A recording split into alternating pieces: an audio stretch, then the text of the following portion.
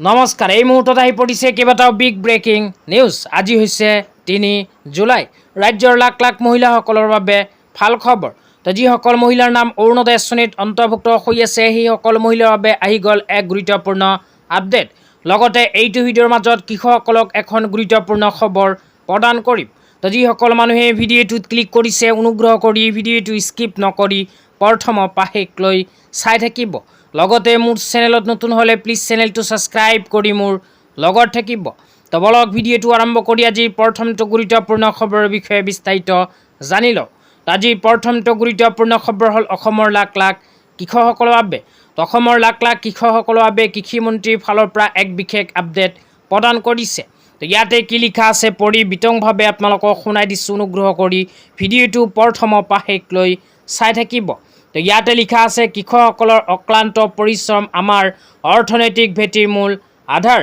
তাৰপিছত লিখা আছে প্ৰাকৃতিক দুৰ্যোগ বা আন অনাকাংক্ষিত ক্ষতিৰ সময়তো যাতে আমাৰ কৃষকসকলে আৰ্থিক সুৰক্ষা লাভ কৰে তাৰ বাবে ভাৰত চৰকাৰে গ্ৰহণ কৰা এটা অন্যতম গুৰুত্বপূৰ্ণ পদক্ষেপ হৈছে প্ৰধানমন্ত্ৰী ফচল বীমা যোজনা। কাৰণ কৃষক সুৰক্ষিত হ'লেহে কৃষিখণ্ড শক্তিশালী হ'ব আৰু সমৃদ্ধ হ'ব আমাৰ ভাৰত। সেয়ে কৃষকৰ কল্যাণৰ বাবে ঐক্যবদ্ধ প্ৰচেষ্টা অব্যাহত ৰাখিবলৈ আমি সদা প্ৰস্তুত। তাৰপিছত আপোনালোকক দেখুৱাই আছোঁ এনেকুৱা আৰু এক বিশেষ আপডেট প্ৰদান কৰিছে। তো ইয়াতে কি লিখা আছে পঢ়ি শুনাই দিছোঁ। ইয়াতে লিখা আছে প্ৰধানমন্ত্ৰী ফচল বীমা যোজনা। প্ৰাকৃতিক দুৰ্যোগ, পোক পতংগ আৰু ৰোগৰ ফলত হোৱা ফচলৰ ক্ষতিৰ বিপৰীতে বীমা সুৰক্ষা। তো যিসকল কৃষকে খেতি বাতি কৰে সেইসকল কৃষকৰ বাবে ভাৰত চৰকাৰে আৰম্ভ কৰিছে প্ৰধানমন্ত্ৰী ফচল বীমা যোজনা আঁচনি। তো আপোনালোকে যদি খেতি বাতি কৰে, আপোনালোকে খেতি বাতি কৰাৰ পিছত খেতিডৰা যদি প্ৰাকৃতিক দুৰ্যোগ, পোক পৰুৱা আৰু ৰোগৰ ফলত ক্ষয় ক্ষতি হয় তেন্তে প্ৰধানমন্ত্ৰী ফচল বীমা যোজনা আঁচনিৰ জৰিয়তে লাভ কৰিব পাৰিব ক্ষতিপূৰণ। তো যিসকল কৃষকে আগতীয়াকৈ আবেদন কৰিছিল সেইসকল কৃষকৰ ভিতৰত লাখ লাখ কৃষকসকলে ইতিমধ্যে নিজৰ নিজৰ বেংক একাউণ্টত ক্ষতিপূৰণৰ টকা লাভ কৰিছে। তো আপোনালোকে যদি আবেদন কৰিব বিচাৰে তেন্তে নিজৰ নিজৰ অঞ্চলৰ CSC চেণ্টাৰত গৈ ভিজিট কৰিব। তাৰপিছত লিখা আছে আমাৰ লক্ষ্য অধিক সংখ্যক কৃষকসকলক ফচল বীমাৰ আওতালৈ অনা, কৃষকৰ আৰ্থিক সুৰক্ষা নিশ্চিত কৰা, কৃষিখণ্ডক অধিক স্থিতিশীল আৰু শক্তিশালী কৰি তোলা এইখন আঁচনিৰ মূল লক্ষ্য। এতিয়া আপোনালোকক দিব ওলাইছোঁ আজি দ্বিতীয়টো খুবেই গুৰুত্বপূৰ্ণ খবৰ।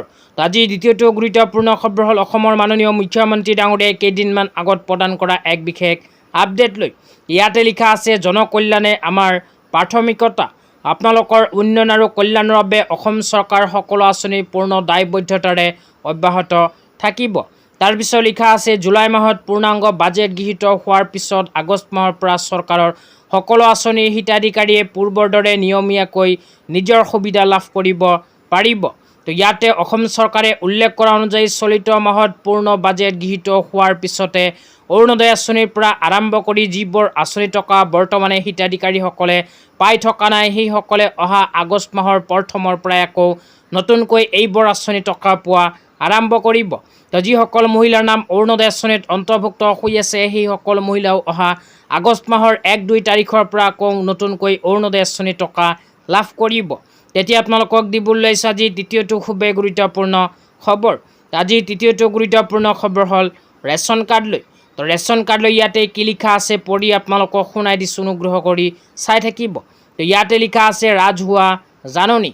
ৰাইজৰ জ্ঞাতাৰ্থে NFSA ৰেচন কাৰ্ডৰ অন্তৰ্গত PMJGKAY হিতাধিকাৰীৰ মোবাইল নম্বৰ চিডিং সম্পৰ্কীয় কাৰ্য পদ্ধতি 2026 চনৰ 31 জুলাইৰ ভিতৰত আপোনাৰ FPS-ত এই প্ৰক্ৰিয়া অনুগ্ৰহ কৰি সম্পূৰ্ণ কৰিবলৈ অনুৰোধ জনাইছে।